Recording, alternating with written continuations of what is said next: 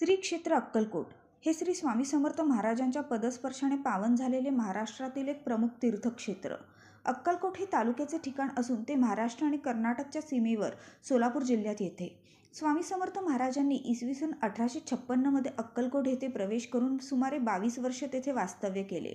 इसवी 1878 मध्ये समाधी घेतल्याचे केवळ भासवून लौकिकदृष्ट्या देह संपवला.